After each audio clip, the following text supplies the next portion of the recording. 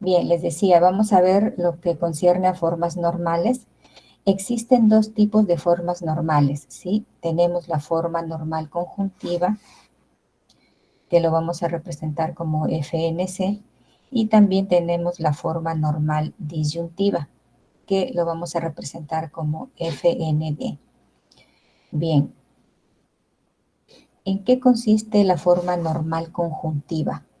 La forma normal conjuntiva es una conjunción de disyunciones, es decir, voy a tener varias proposiciones donde las voy a unir con O, ¿sí? Como ven acá en este paréntesis. Así voy a tener varias proposiciones con O, pero voy a unir cada paréntesis con el I. Entonces, a esto es lo que le llamo conjunción, ¿no? Por el I, de disyunciones.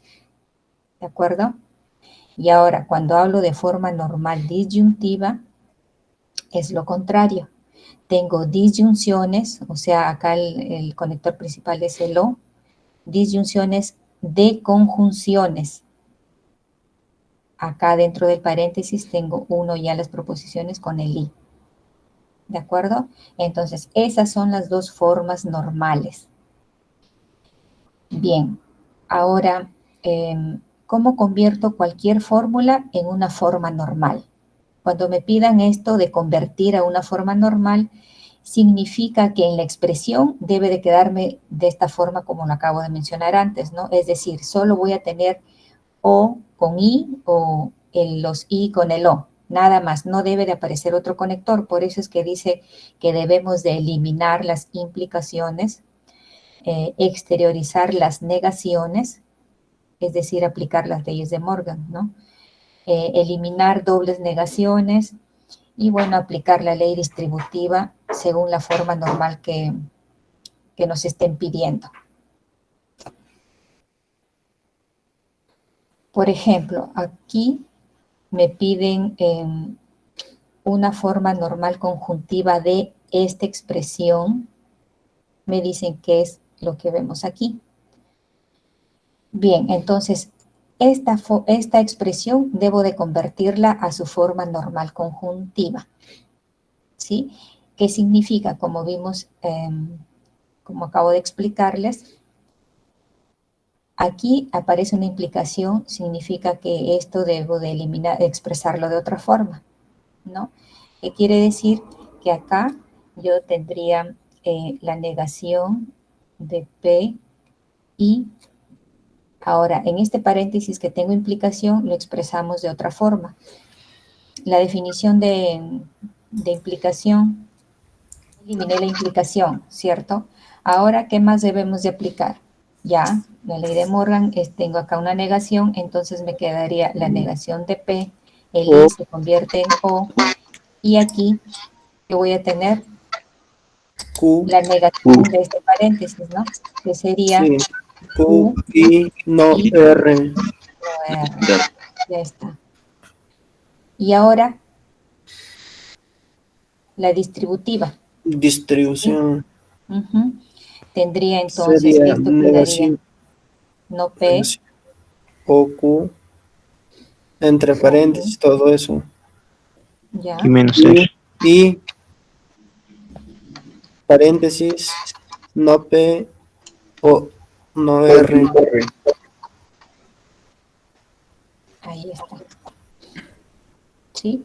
Y entonces nos damos cuenta que aquí tengo la conjunción, ¿no? Conjunción de disyunciones. Y esto sería la forma normal conjuntiva, ¿no? Hemos llegado a esta expresión. ¿De acuerdo? Bien. Aquí en este ejemplo debo de hallar la forma normal disyuntiva de esta expresión, que es la de acá, me dicen. Entonces, ¿cómo hallamos ello? Entonces, lo mismo, ¿no? Acá tengo una implicación que debo de expresarlo de otra forma. Entonces, me quedaría la negación de P, I, y acá reemplazamos, ¿no? Que sería no Q no Q, o R. R. Ya está. Bien. ¿Qué más aplicamos? Ley de Morgan, ya tendríamos entonces aquí negación de P o negación la negación de este paréntesis. Y la negación del paréntesis nos quedaría Q, Q y y no R. no R. Y ahora finalmente, ¿qué nos quedaría? Distribución. Distribución. Entonces esto se convierte en no P o O Q Q, cierra paréntesis, y no P, el no P o no R. no R. ¿Sí? Uy, a ver. ¿Qué es lo que nos están pidiendo? Forma normal disyuntiva.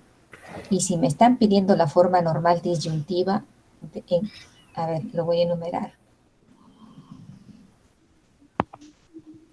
¿En qué paso hemos obtenido la forma normal disyuntiva? El paso número 2, ¿sí? Bueno, aquí hay que tener cuidado qué es lo que me están pidiendo. La forma normal disyuntiva consiste en la disyunción de conjunciones, ¿sí? Si yo aplico aquí la propiedad distributiva, obtengo esta expresión, pero esta, ¿qué sería? La forma normal conjuntiva, porque sería la conjunción, ¿no? Como operador principal, la conector conjunción principal de la de conjunción. disyunciones, ¿ok? En este caso, la forma normal disyuntiva sería esta, ¿no? Miren, en algunas ocasiones nos van a dar a nosotros una función de verdad, pero nos dan solo su valor, no me dan cómo está definida, es decir, no me dan su fórmula. Pero a partir de estos valores de verdad, me van a pedir hallar una fórmula, ¿no? La simbología para esta función. Entonces, quizás me pidan la forma normal conjuntiva o puede pedir la forma normal disyuntiva para esta función de verdad, ¿no? Entonces, supongamos que me piden la forma normal disyuntiva. Esta, ¿ya? Bien, entonces, primero debo de hallar los valores de verdad para la función en toda la tabla, ¿no? Como tengo aquí la función depende de 3 variables o de 3 proposiciones, entonces voy a tener cuántos valores de verdad en la tabla. Sería 2 al cubo, ¿cierto? Es decir, empezamos para P 4 verdaderos, 4 falsos, para Q 2 verdaderos, 2 falsos y vamos intercalando, ¿no? En el R, verdadero, falso, hasta llegar a las 8, a los 8 valores. Bien. Ya tengo los valores de P, Q y R y ahora debo de hallar el valor de F. Siguiendo esta regla, me dicen que F va a ser verdadero solo si R es verdadero y que Q o P sean falsos. Acá cuando dice Q o P sean falsos, quiere decir que por lo menos uno debe ser falso, ¿no? Uno o los dos. Pero basta con uno y ya se cumple que sea verdadero. Bien, entonces empezamos. Aquí el R es verdadero, pero P y Q son verdaderos. ¿Eso qué significa? ¿Que cuánto va a valer F? Falso, porque me están diciendo que va a ser verdadero solo si el R es verdadero, que sí se cumple, pero además el P o el Q deberían de ser falsos, y acá no tengo ninguno de los dos falsos. ¿Qué significa? Que entonces F sería falso. ¿De acuerdo? Aquí en la siguiente línea tengo que el R es falso. Desde aquí nada más, desde que el R es falso, yo ya puedo concluir que es falso, ¿cierto? Sí. Bien, aquí en la tercera fila el R es verdadero y tengo que el Q es falso, entonces acá sí digo verdadero. Es verdadero. Aquí, falso, ¿correcto? Porque el Q ya es falso. Aquí en esta línea, el R es verdadero Ahora sí, ya tengo todos los valores para f, y como me están pidiendo la forma normal disyuntiva, ¿qué es la forma normal disyuntiva? La disyunción de conjunciones, ¿cierto? Acá debo de tener i. ¿Está bien? Entonces, ¿qué necesito? Necesito las conjunciones. Necesito tener conjunciones para luego unir esas conjunciones con el o, ¿correcto? ¿Qué significa entonces? Que aquí debo de hallar las conjunciones fundamentales. Bien, y si quiero encontrar conjunciones, o sea, y, ¿qué es más fácil para mí? Cuando trabajo con el i es más fácil identificar cuando son verdaderos, ¿correcto? Porque en el i yo sé que son verdaderos cuando todos son verdaderos. En cambio, en el falso voy a tener varias combinaciones, entonces no me conviene trabajar con los falsos, sino con los verdaderos. ¿De acuerdo?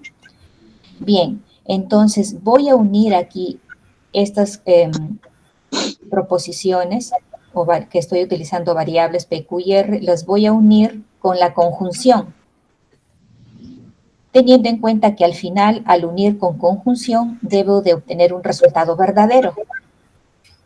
¿Qué significa? Que aquí tendría que tener todos verdaderos. ¿Y cómo consigo todos verdaderos? Aquí el P iría normal porque ya es verdadero. El Q es falso, entonces como yo necesito verdadero, entonces lo voy a negar. Sería y no Q.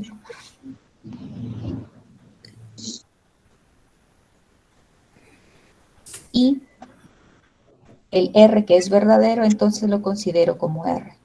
¿Correcto? Entonces, aquí esta expresión, esta conjunción, cuando yo reemplazo sus valores de verdad, me va a dar verdadero. ¿Cierto? Bien. Ahora continúo. El siguiente verdadero está en esta línea, donde tengo que el P es falso. Entonces voy a considerar no P. No P y Q y R. ¿Dónde más tengo verdadero? Aquí en esta línea. Y aquí tengo el P y Q falsos, pero como yo necesito que todos sean verdaderos, entonces voy a negar a P y a Q. ¿Sí? Estaba trabajando solo con los verdaderos. Entonces aquí me falta, tengo otro verdadero, y como lo voy a unir con el i, yo necesito de que todos sean verdaderos para que se cumpla la condición. Y como aquí tengo falsos, para convertirlos en verdaderos, simplemente los niego, ¿no? Es decir, aquí tendría no P, I, no Q, y R. Queda igual porque R es verdadero, no necesito cambiarlo. Bien, ahora ya tengo ya estas conjunciones y como me piden la forma normal disyuntiva, yo debo de unir estas expresiones mediante el O, ¿cierto? Entonces yo tendría aquí que la función de P, Q, R va a ser igual, y acá escribiré P y no Q y R, o la otra línea que sería no P y Q y R, o no P y no Q y R. Ya está. Y esta sería ya la forma normal disyuntiva para esta función de verdad, ¿no? Bueno, y como les indiqué, yo he trabajado así con los y solo con los verdaderos porque en la conjunción es fácil identificar el verdadero.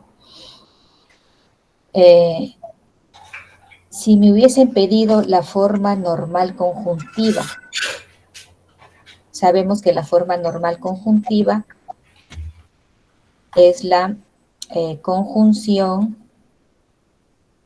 de disyunciones, ¿no? Ya está. Si me hubiesen pedido lo contrario, entonces ¿Con qué me conviene trabajar? Si voy a expresar con O, si voy a unir estas variables PQR con O. Me Con conviene los el falsos.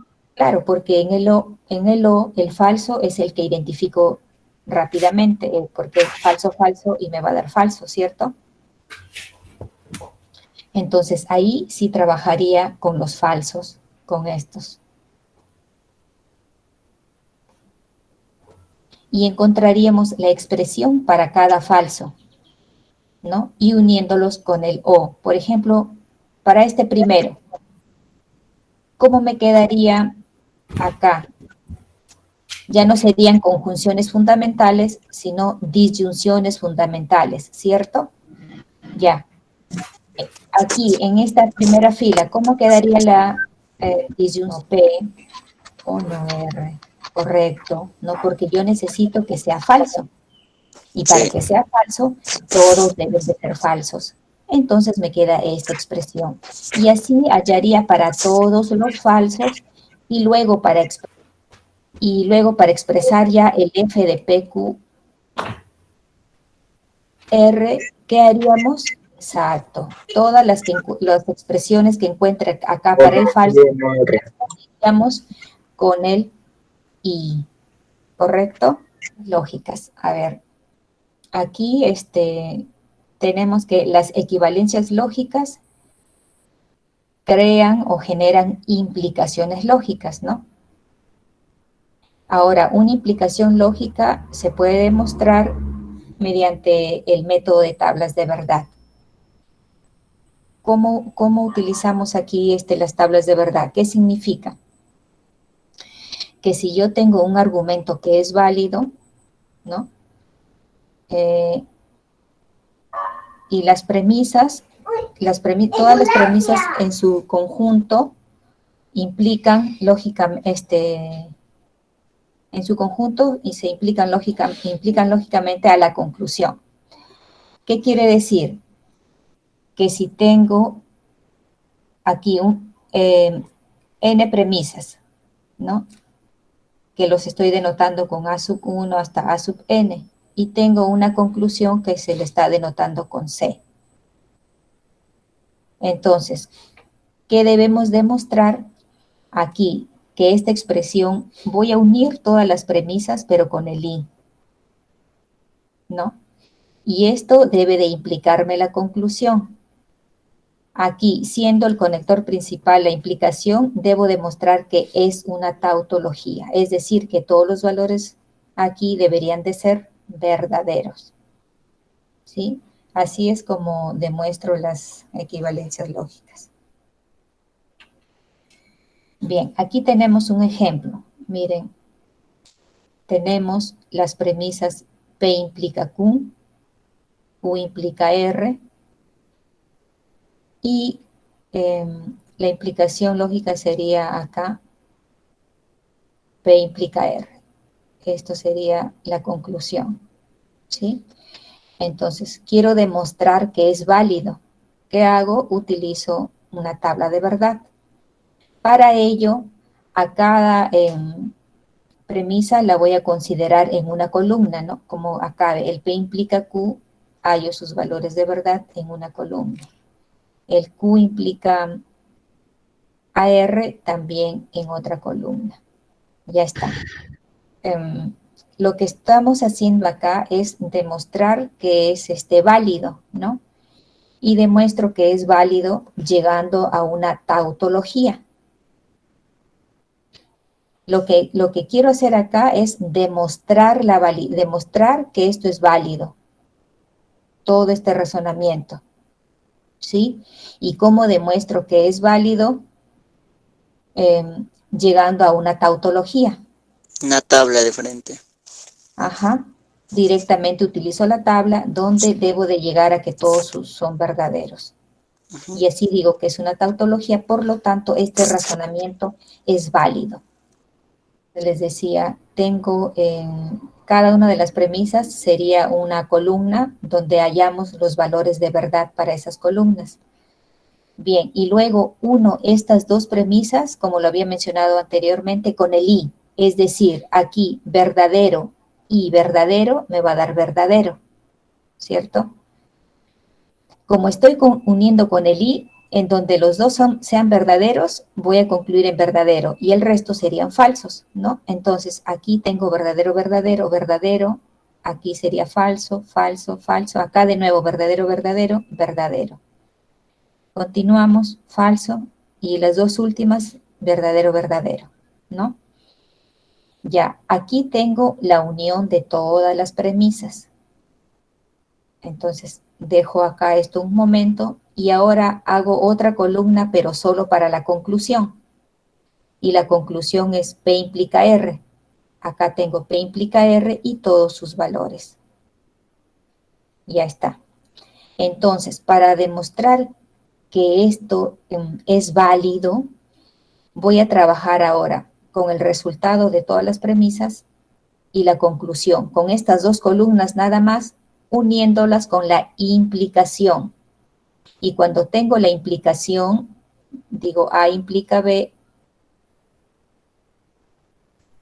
¿qué tenemos? En verdadero, el antecedente verdadero, el consecuente falso, y concluye Falso da falso, verdadero. más me va a dar falso. En otros casos me va a dar verdadero. Entonces, ¿dónde tengo? A ver, analizamos acá, verdadero, falso. No tengo ningún verdadero falso. ¿Qué significa? Que todos van a ser verdaderos. ¿De acuerdo? Y como llegué a que todos son verdaderos, digo, esto es una tautología, por lo tanto, este argumento o razonamiento es válido. Bueno, acá he colocado estas reglas de inferencia para recordarlas, ¿no? Porque ya algunas las hemos mencionado antes, porque esto es lo que se va a utilizar para luego hacer las demostraciones de los razonamientos o argumentos, ¿no? Tenemos la adición, que lo representamos como un LA, que significa que si tengo una proposición, puedo unir la otra mediante lo. En la simplificación, significa que si tengo dos proposiciones unidas con la I, yo puedo tomar alguna de ellas, ¿no? Puede ser el P o también podría ser el Q. En la adjunción, si yo tengo dos proposiciones, las puedo unir con el I, porque seguiría siendo verdadero. El modus ponendo, ya saben, si tengo este esquema P implica Q y P, entonces concluyo en Q. En el tolendo, tengo P implica Q, niego el Q, entonces concluyo en la negación de P. En el silogismo disyuntivo, tengo P o Q, niego el P, concluyo en el Q, ¿no? O que también podría ser niego el Q y concluiría en el P. El silogismo hipotético, P implica Q, Q implica R, entonces concluyo en que P implica R. Y el silogismo disyuntivo o dilema constructivo, dos implicaciones. He mencionado todo lo anterior porque se va a utilizar cuando se tenga el método de las derivaciones o deducción natural. ¿Esto en qué consiste? Aquí vamos a tener un conjunto de premisas. Premisa 1, premisa 2, premisa 3, bueno, las que sean necesarias, ¿no? Dependiendo del ejercicio. Y al final voy a tener una conclusión, ¿sí? Que lo voy a denotar con una C. Bien. Ahora, ¿cómo pruebo, cómo demuestro que todo este razonamiento es válido? Acabamos de ver que puedo ser una tabla de verdad, ¿cierto? Donde el resultado debería de ser una tautología y con ello muestro que es verdad, ¿cierto? Pero hay otra forma de demostrar la validez de este razonamiento. Simplificando premisas, ya. Bien, el método de derivaciones, ¿en qué consiste? Acá consideran tres tipos de demostraciones, ¿sí? Una que es la prueba directa, la prueba condicional y la reducción al absurdo, ¿sí?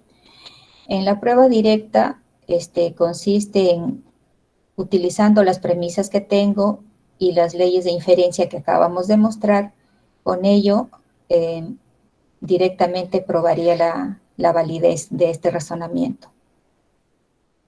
En la prueba condicional, este tipo de demostración lo voy a utilizar siempre y cuando en la conclusión sea una implicación.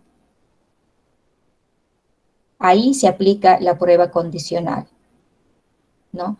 ¿Y en qué consiste? Consiste en que voy a utilizar todas las premisas que me están dando más el antecedente. Y con todas estas y aplicando las leyes de inferencia, debo de llegar,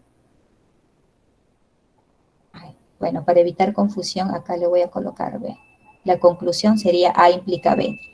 Entonces les decía que yo utilizo todas las premisas más el antecedente y con todo ello, aplicando las reglas de inferencia, debo de llegar al consecuente, que es B. Eso es la prueba condicional. Y en la reducción al absurdo, ¿en qué consiste? En negar la conclusión, ¿no? Voy a negar la conclusión y aplicando las reglas de inferencia con todas estas proposiciones o argumentos, debo de llegar a algo absurdo, o sea, a algo que es falso. Y con esto ya estaría demostrando la validez de este razonamiento, ¿sí? Para verlo mejor, acá tenemos teoría y ejemplos. Bueno, esto es lo que ya les había mencionado, ¿no? Cuando hablamos de deducción natural o derivación, nos referimos a demostraciones. ¿Cómo es que se muestra este esquema? Lo que les decía, tengo premisas, ¿no? Tengo las premisas y tengo la conclusión, que la notación es, 3 puntitos es por lo tanto, y me dan acá un resultado que a esto le llamo conclusión, ¿no? Teniendo esto, ¿qué hacemos? Vamos a aplicar las leyes de inferencia y con ello demuestro la validez. Estoy haciendo esto solo para un ejemplo, ¿no? Del esquema que vamos a seguir. Bien. Ahora, los tipos de derivación o de demostración, lo que ya les había comentado, la prueba directa, ¿no? ¿En qué consiste? En demostrar la validez de la argumentación a través de los pasos que conduzcan a la conclusión, partiendo de las premisas, ¿no? Entonces, aquí, miren, ¿cuál es el razonamiento del cual vamos a demostrar su validez? ¿No? Por ello es que antes les había mostrado la estructura. Tengo las premisas, premisa 1, 2, 3, y acá estos 3 puntitos me dicen que la conclusión es Q, ¿cierto? Ahora, esto debo de demostrar. En los ejercicios simplemente me van a dar esta parte y me van a pedir que yo demuestre este argumento, que demuestre la validez, utilizando alguna de las pruebas. En este caso vamos a utilizar la prueba directa. Entonces, ¿qué vamos a hacer? Y acá empiezo a enumerarlas también, ¿no? Como tengo 3 premisas, empiezo acá desde 4. ¿Qué voy a aplicar? Aquí voy a trabajar con la premisa 2, dice. Con esta premisa. ¿Qué voy a hacer? Voy a utilizar la definición de la implicación, ¿no? ¿Qué tendría entonces? La negación, copio lo mismo, y el P implica Q, a S lo reemplazo con un no P o S. ¿De acuerdo? Bien, luego, ¿qué voy a hacer? A la premisa 4, es decir, a esta, ¿qué le vamos a aplicar? Las leyes de Morgan.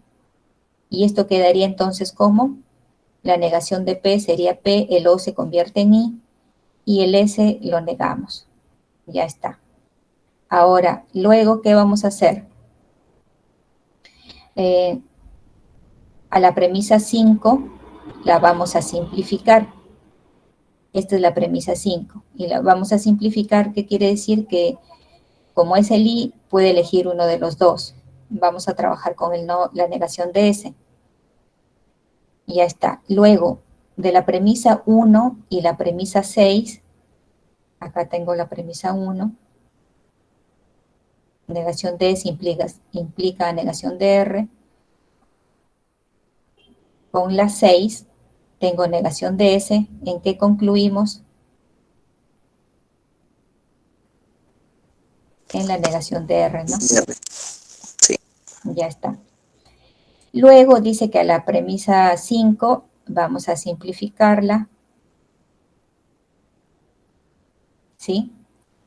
La 5 es esta. La simplificación es elegir uno de estos. El no S ya lo usamos. Ahora utilizaría el P.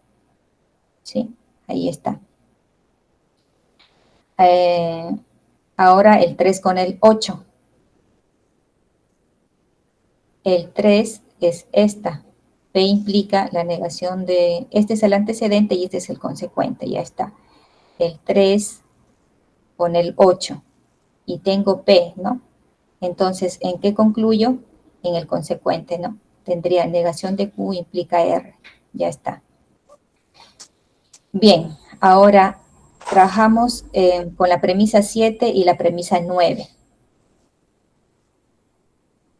¿Qué nos quedaría? Tengo negación de Q implica R. Debo de negar el antecedente. Sería la negación, como el antecedente es la negación de Q, acá me queda doble negación, ¿no?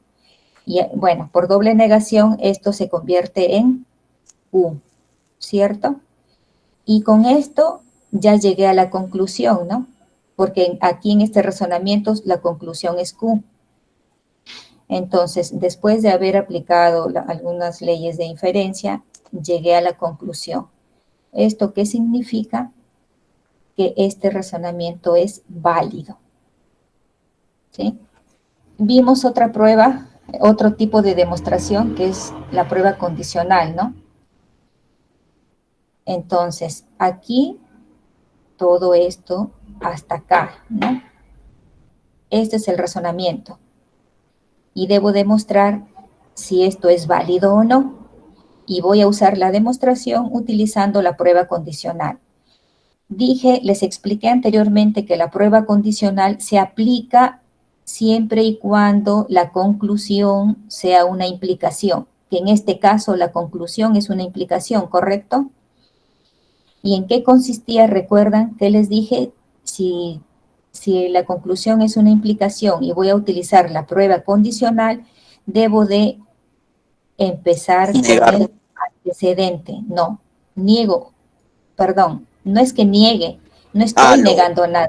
Estoy empezando del antecedente, que en este caso justo es la negación de Q. Entonces, la negación de Q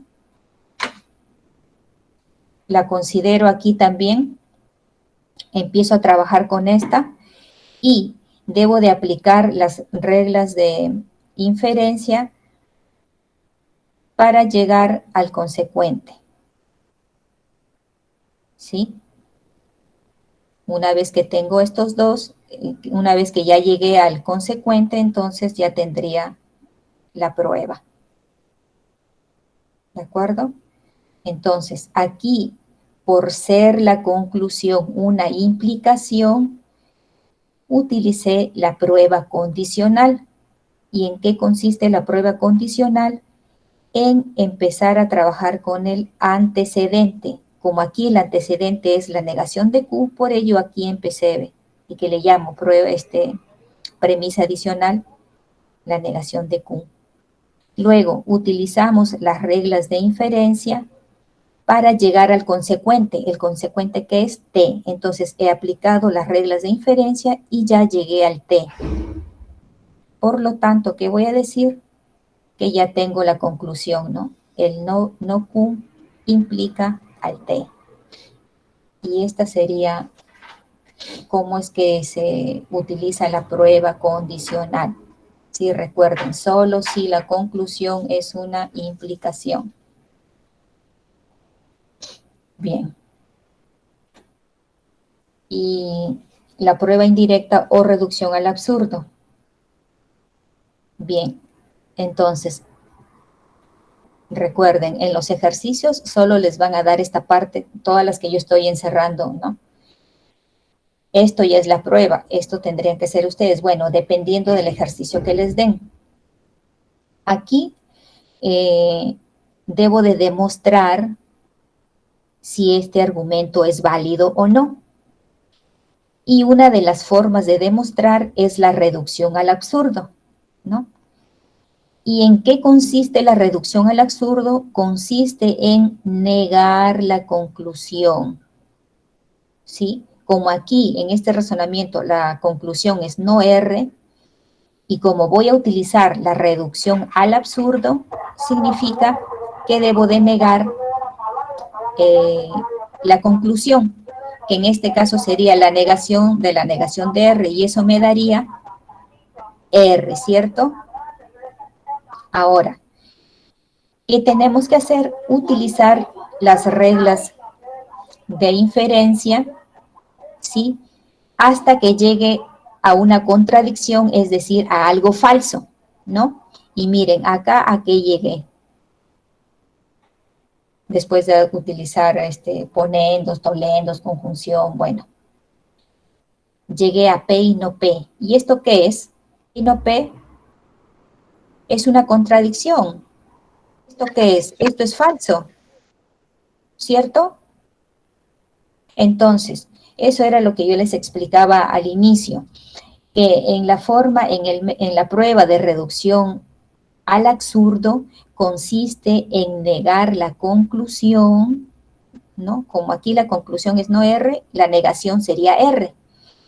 Y a partir de esto, aplicar las reglas de inferencia y debo de llegar a una contradicción, es decir, a algo falso, como lo que estamos viendo acá. Después de haber aplicado ponens, tolendo y la conjunción, llegué a P y no P. Y esto es una contradicción. El valor de esto es una falsedad. Entonces, como yo empecé negando la conclusión y he llegado a una falsedad, entonces, ¿qué significa? Que debo de considerar la premisa actual. O sea, estoy demostrando que este razonamiento es válido.